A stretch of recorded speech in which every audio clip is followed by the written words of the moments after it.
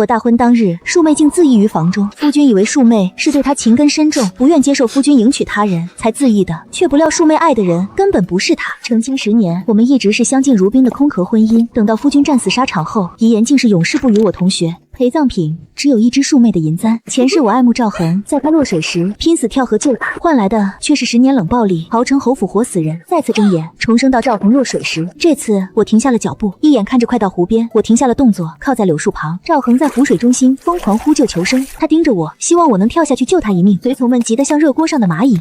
韦小姐，求你救救世子爷吧！谁不知道您在京城是出了名的浪里白条啊！我故意避开目光，满脸焦急，无奈的叹气摇头。你们绝对记错了，水性好的不是我，而是我的庶妹。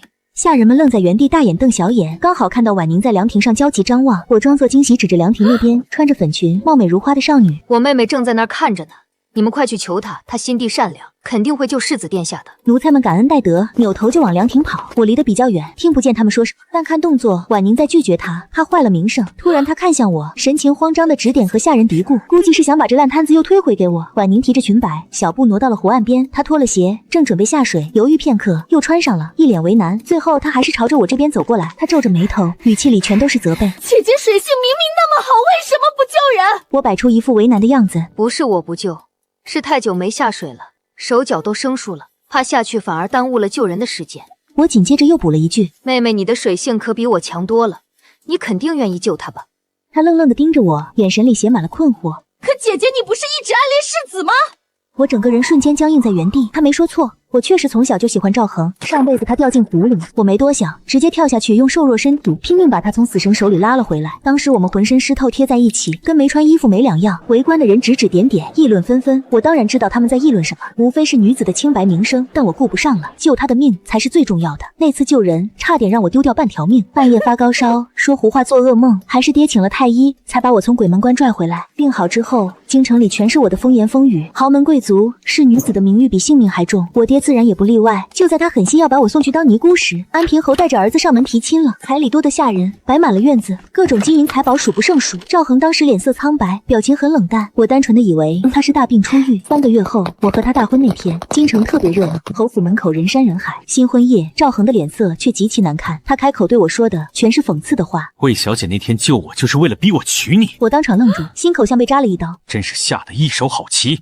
他字里行间都在骂我心机深沉，我想反驳，却难受的说不出话。沉默许久，我掀开盖头走完流程，就这么入了洞房。他态度冰冷，毫无情分。那一夜，我们过得非常不痛快。隔天清晨，魏府就传来了噩耗，婉宁天没亮就在房间里自缢了。这消息对我来说犹如晴天霹雳，怎么都想不到要强的妹妹会自杀。我与赵恒的关系也因此彻底冰封。之后每次同房都像公事公办，死气沉沉。他心里虽然厌恶，但也算相敬如宾。就这样没什么感情的过了10年，直到他去边关打仗遭遇伏击，被乱箭穿心死在了战场上。等他的尸体被运回来的时候，我心如刀割，趴在灵柩上嚎啕大哭。无意间看到他手里死死攥着银簪，直到那时我才明白他为何冷落我，原来全都是因为婉宁。那银簪是婉宁亲娘做的孤品，原来赵恒心里真正爱的人是他，原来我的痴情只是个天大笑话。我痛不欲生，眼泪都快流干了。他的部下犹豫再三才说出遗言，他这辈子不想和我葬在一起，只想陪着那只银簪入土为安。我最终成全了他的最后心愿，把他葬在了婉宁的坟墓旁边，这下他们可以生生世世守在一起。既然老天爷给了我重活一次的机会，这次我绝对不会再重蹈覆辙了。他想逼我下水救人，我偏不上当，反而装模作样的叹了口气。那都是以前了，世子并不爱我，我又何必上赶着自讨没趣呢？赵恒在水里越陷越深，呼救声也弱了。旁边的大家闺秀们纷纷开口指责：都人命关天了，还在乎什么名节？魏小姐，前几天你不是还救了个孩子？那时候看你水性挺好的呀。其他人也跟着在那七嘴八舌。那天我也亲眼看见了。我心里冷笑一声，根本没往心里去。看来这些人都想逼我下水失身。我故作难办的看着他们，勉强微笑。行，我去救。婉宁在那露出一副得逞的表情。就在转身的一瞬间，我两眼一翻，直接干净利落的晕倒在地。第二天睡到自然醒，我才起来，问丫鬟昨日到底是谁救了世子。魏菊忍不住扑哧一声笑了出来。小姐，昨天是婉宁小姐救的人。你是没看到她当时那个表情，简直比吃了苍蝇还难看。那天我装晕倒之后，大家没办法，只能逼着婉宁去救。婉宁一开始当然是死活不肯，围观的人说话带刺，怼得她没话说。救人一命比什么都强，再说那是世子，你不救，当心皇后娘娘要你脑袋。赵恒的姑姑是当今的皇后，婉宁再大的胆子也不敢得罪。经过一番挣扎，婉宁只能下湖救人。我听完长舒了一口气，这一世总算成全了这对苦鸳鸯。我也算是把前世的亏欠补上了。3月春暖花开，万物复苏，树木长出新芽，小鸟叽叽喳喳。我正打算去客厅吃顿好的，却听见爹娘正在大发雷霆。真是把魏家的脸都丢尽了，女孩子的清白就这么让你毁了。婉宁哭得梨花带雨，拽着爹的衣服。爹，女儿也是被逼的呀，要不是姐姐突然晕倒，我怎么会？我爹火冒三丈，抬手就是一巴掌，他的脸瞬间就肿得像个大馒头。你还有脸怪你姐姐？她知道名节大，知道装晕，你为什么不跟着学？婉宁支支吾吾半天放不出个屁，我爹根本不想听，废话直接动家法，狠狠地抽了他整整20鞭。屋里惨叫连天，哭喊求饶不断，皮鞭抽在肉上的声音听着都疼。爹这次是真动了怒，没半点留情。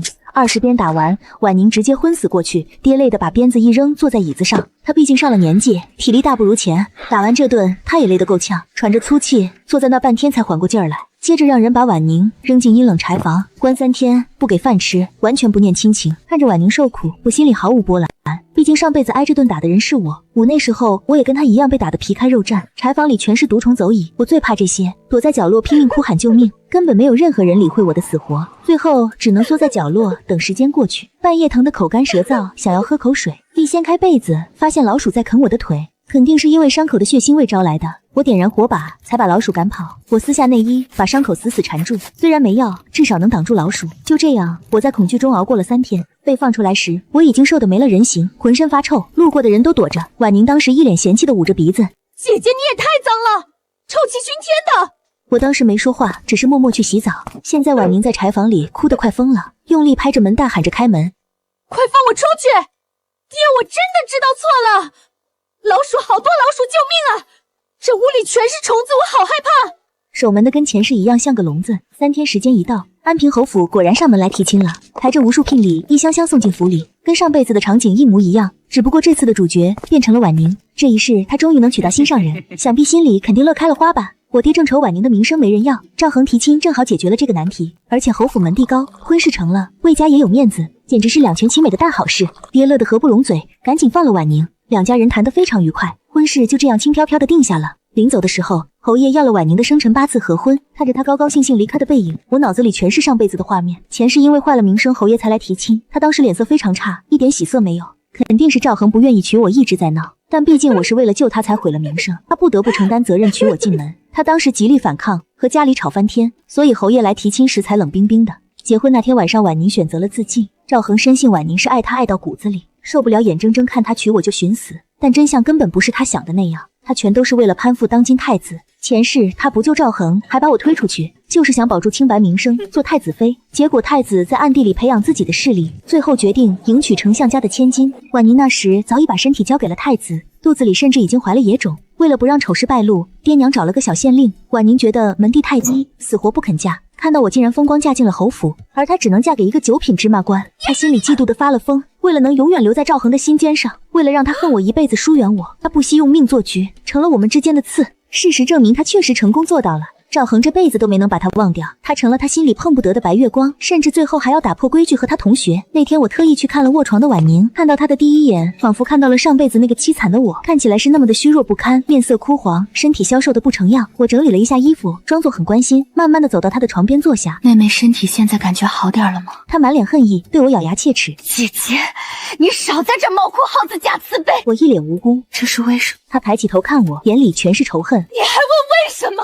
那天你明明能救他，为什么见死不救？我不紧不慢地解释：“我为什么要救他？女人的名节和救个路人哪个重要，我还是懂的。”婉宁冷笑了一声，嘲讽道：“全城谁不知道你从小就迷恋世子？这么好的机会，你会舍得放过？”我看着旁边的药，端起来搅了搅。妹妹记错了，我也没说过喜欢他，倒是听人说你和他才是一对，现在正好成全你们这对璧人，以后说不定还是段千古佳话。婉宁脸色惨白，半天说不出话。她心心念念的还是太子妃位，赵恒只是她往上爬的一个跳板。她从头到尾只是在利用这个备胎。她支支吾吾，眼神飘忽不定。妹妹多休息，等好日子到了，你就风风光光的去当世子妃吧。走出房门，院里的桃花落在地上化作春泥，再漂亮的鲜花最后也是一堆土。屋里传来了摔碎瓷器的声音，还有婉宁在那不甘心的尖叫。我心情大好的回了自己的院子，刚进门就看到赵恒急匆匆赶来。他走得飞快，衣摆在大风里乱甩，完全没了平时端庄高雅的样子。我觉得多一事不如少一事，这辈子还是离他远一点比较好。我飞快地打开房门想躲进去，结果手臂突然被一只大手抓住了。我实在不想和他废话，只能叹气。回头一看，赵恒满脸焦急，眉头，我心里才彻底明白，原来他爱一个人可以这么温柔。上辈子那种冷冰冰的相处模式，对他来说仅仅只是敷衍了事。为了不当电灯泡，我转身默默离开了房间。结果走到花园，又被他给叫住了，怎么阴魂不散的？我心里有点烦。世子找我还有别的事吗？他看起来很紧张，纠结了半天。落水那天你为什么不救我？我很诧异，他特意拦着我的路，竟然是为了质问那天救人的事。那天不是我不救，能救您是荣幸，只是那天太热了，我身体吃不消。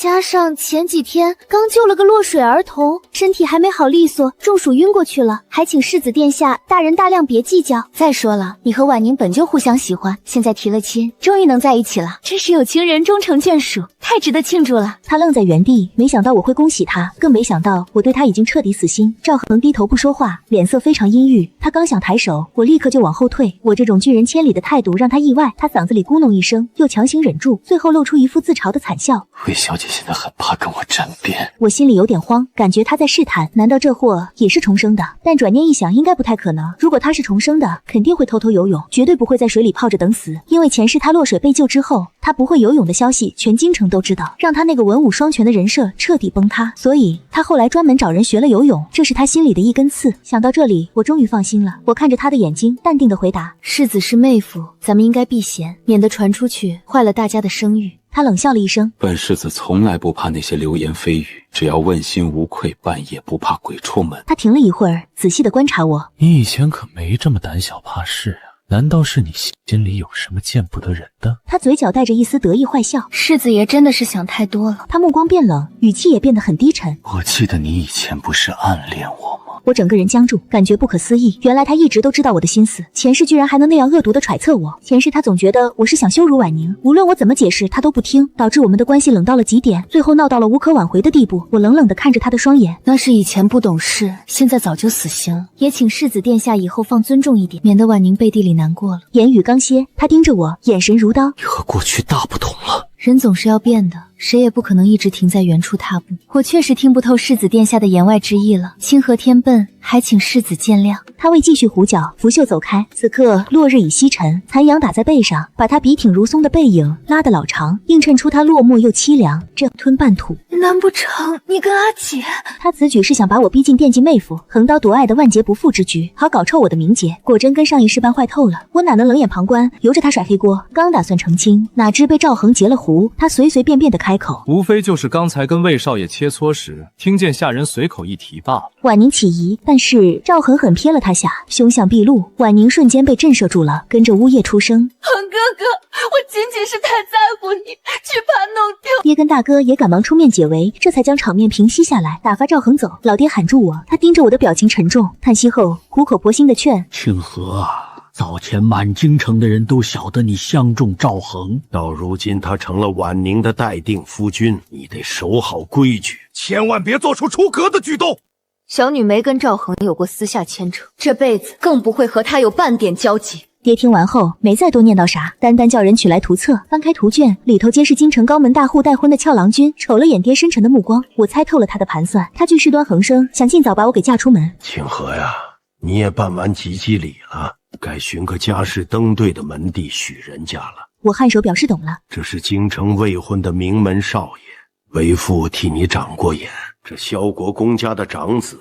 我一页一页的翻动，猛地叹口气。图卷画着的非是肥胖，就是矬矮，再不面目可憎，顶多算长了鼻子有耳郭，是个男人而已了。挨个看下去，尽显落差，真不及赵恒。他纵然绝情，可好歹生的俊朗，仪表堂堂。待到翻至末尾那一篇，我手抖了下，久久未挪开，乃探花郎谢玉。前生赵恒亡故，是他始终守着我呀。那使我愁眉不展，好几次想陪赵恒去死，皆是他把我拽回红尘。我痛骂他狗男耗子，他吊儿郎当的一乐，跟认知里的探花郎大相径庭。你寻死被我拦下，可见暗中注定你阳寿还没尽，因而侯夫人今后得长命百岁，平安喜乐呀！我顿时傻了眼，心里交战半天后，认为他讲的十分在理，接二连三寻短都叫他拦了，分明是老天爷不想拿我，打这便打消了死志。有他天天相守解闷，没多久便散去心结，慢慢的萌发了爱意，可彼此未撕破那层。他终身没娶，我此生没嫁，熬过12年，他染病一命呜呼，轻信把他的念想递给我，才晓得他早就暗恋着我，奈何相爱时机偏晚，早没了回头路，借以保全我。无余殿上权臣把赵恒当成肉中刺，最终全是他设法平息，屡次寻死没死，非是阎王不收，而是谢玉揪心，始终差人在暗处盯梢我的一言一行，提防我犯浑。讲定了，这一生定白头到老。谢玉，这一回轮我来寻你。轻轻描绘谢玉的貌，稍许后我走近老爹，冲他喊：爹，挑这期的探花郎谢玉吧。爹非常错愕，你可斟酌好，他的家底远不如前面几个。我意志已决。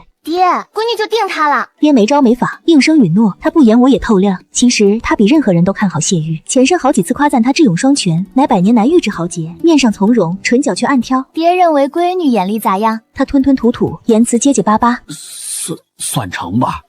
为父打听过京城里暗恋他的千金数不胜数，你得自己抓牢。晓得了。爹寻由头，请了谢玉，我尾随着去会他。到时他早已在莲花阁恭候半天。我裹着专门在百花楼定做的梅竹图案华服，发插金簪，腰系悬挂着白玉双鱼坠子。前生他便特爱看我套上这套罗裙，每回碰面，脸颊红透顶，眼神满载着难为情。难说这回重逢旧知，能不能再瞧见昔日风采啊？我踩着轻柔的步伐朝莲花亭去，即便挪的是小碎步，玉坠也叮当作响。谢玉赶忙站起，双臂轻轻作揖，脸垂得老深，貌似挺羞涩。爹当面直奔主题：小女已长到出阁的岁数，我瞧探花郎才貌双全，有心攀亲。爹嘴还没闭紧，谢玉立马搭腔：小婿乐意同魏3000美连理比翼。实不瞒魏大人，本也盘算下月求亲的。竟如此早，较前生又快了一载。打点好诸事后，谢玉早早就筹备起彩礼了。经过他宅门，仆役风风火火的操办着。上世赵恒下聘时寒酸到家，如今破天荒有了被娇宠的滋味。3天后便是积聚赛了，赵恒和谢玉皆出场了。印象里谢玉总装病推脱，这回倒是乐意上阵了。世家少爷纵马狂奔，赵恒快了一拍避开了球，眼看快要入门计，却叫谢玉一腿踢远，迅速抢去了。赵恒慌着去夺，皆让谢玉灵巧避开。紧要关头，谢玉飞起一脚射进门内。这一场他胜了，第2场赵恒挽回一城，第3场赵恒觉大局已定，不免骄傲轻敌了，让谢玉趁机灌门了。末了谢玉拿下最终的赢局。这场球赛比得真漂亮，陛下龙颜大悦，立马拍板厚赏谢玉。陛下，臣不要厚赏，单求您赐婚。咦，素来不近女色的谢爱卿居然也动心了？不晓得谢爱卿看中谁家千金呢？谢玉毫不退缩地盯着我。臣祈求圣上赐婚，跟魏家3小姐。旁观宾客喋喋不休，龙颜大慰，立刻指婚。赵恒面庞死灰，满眼惊惧地瞅着我，我赶紧避走他的视线。赵恒表情极其难堪，扑通跪在地上。小侄也想讨个赐婚。你也求？今天可真是喜上眉梢，双喜临门啊！你想讨娶谁啊？莫非是魏家5小姐啊？赵恒吞吞吐吐，结结巴巴道：小侄恳求迎娶魏3小姐。这话落地，全场寂静无语，落针可闻。皇上面无喜怒，嗓音沉郁，对赵恒满腹怨气。朕印象里，你早已同魏武姑娘定亲事了吧？对。圣上雷霆大怒：那你凭啥有脸讨赐婚？魏清河乃婉宁的长姐。赵恒匆匆趴伏在地，腔调哆嗦：臣肯纳魏3小姐为平妻，这辈子绝不委屈清河。我火冒3丈，巴不得一脚踢爆他脑瓜。上辈互相生厌，居然已经反感到极点，还不撒手，给各自留些脸面好吗？娘娘察觉事态糟糕，攥紧我，轻声细语问：清河，你中意谁？我目光死死咬定，嗓门掷地有声跪拜陛下。臣女倾心谢大人。赵恒震惊万分：啥呀？这不可能！你分明那样！赵恒话还没落，就被娘娘叫人嫁走了。这事闹遍了上京，也刮到了魏宅。婉宁做的天翻地覆，疯狂砸物件，屋里花瓶崩裂，动静连绵不断。竟敢瞎惦记我的玩意儿，当真是臭不要脸到极点！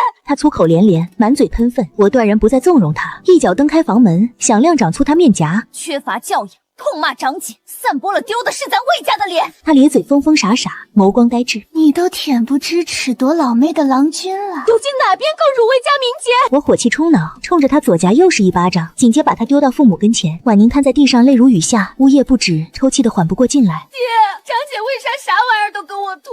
连恒哥哥也得抢走，闺女单生恒哥哥了，绝不能弄丢他呀！盼老爹成全，别怜惜他，没辙之余约了赵恒，期盼尽早操办亲事。哪料赵恒面庞阴寒，嗓音寒惨，跟以往的样子判若两人。想我娶婉宁倒不是不行，只除非叫清河一道嫁过来。爹气血攻心，纯属畜生不如。婉宁并非没人娶，用不着吃这份冤枉。亲事一拍两散。隔天大早，赵恒拦住了我，他眼窝淤青，面貌枯槁，全无生气，一整人萎靡不振。瞅见我时，瞬间心花怒放，攥紧我的腕，目中尽是爱意。清河，别去陪谢玉行不行？我拽开裙摆，面若冰霜，真不懂世子在扯啥子疯话。我跟谢玉早已经定亲了，就绝没可能转降。他颓唐般撒开了手，紧接便恼羞成怒。你不是轻信我吗？不是非我不跟吗？他的嘴半分撩拨不动我，脸庞照旧古井无波。那皆是陈芝麻烂谷了，物是人非。我对你的深情早已在岁月的消磨中挥霍干净。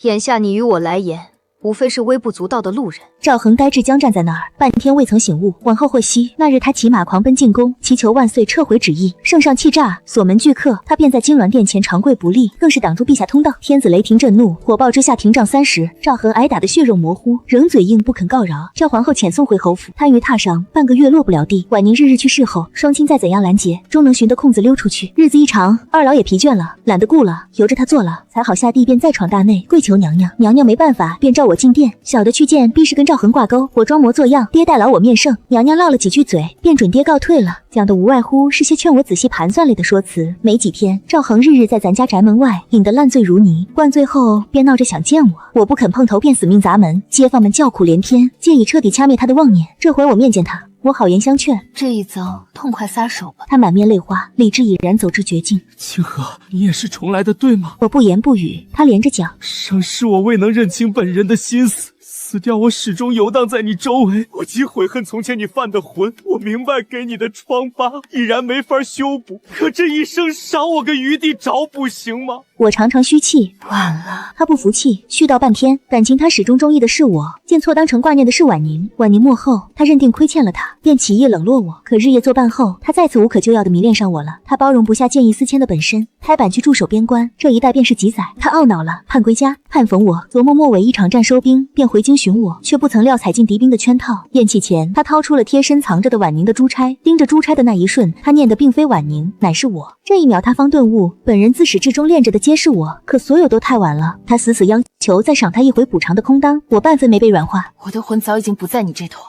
他听罢瘫倒在土里，仰脸瞪着天，落了泪。自此他总算罢休，未再纠缠我。3月后，跟谢玉的喜事办妥，整个京城十里铺红，谢宅高朋满座，喧闹至极。新婚良宵夜，他挑落了大喜帕，撞见我的那瞬，脸挂痴迷之态。清河，直送你真君。我腮帮发热，赶紧垂手，不敢瞅他。谢玉偷托我的下颚，款款的凝视着，见着他腼腆的撇开脸，他弯腰亲吻我，拽落纱帘压身而来。佳衣一袭袭叫丢了出去，夜风顺轩窗刮进内室，喜烛顺风摆动，宣告着屋内的春情。赵恒到底依然纳了婉宁，他拿命要挟赵恒，无计可施。过门后，婉宁横行霸道的脾气露底，但凡不痛快便责罚奴婢，全天闹得侯宅乌烟瘴气，仆役皆魂飞魄散。赵恒烦不胜烦，全天去酒楼买醉。婉宁因这折腾得更狂，索性领人奔妓馆逮人，可赵恒单单去饮酒，毫无出格对不住他之举，他竟死缠烂打，更是暴力相向，自个也天天忐忑不安，捕风捉影，末了酿成流产。御医断言往后没法再怀了，他的性子打着越发地火爆，老觉得宅中全在讥讽本人是生不出的母鸭，冲着下人们飞奏吉凶。安平侯门急需丁接手封号，断不能绝。侯爷便判给赵恒寻妾，婉宁获悉后拿命死扛，全天撒泼打滚，碍于侯门的面子，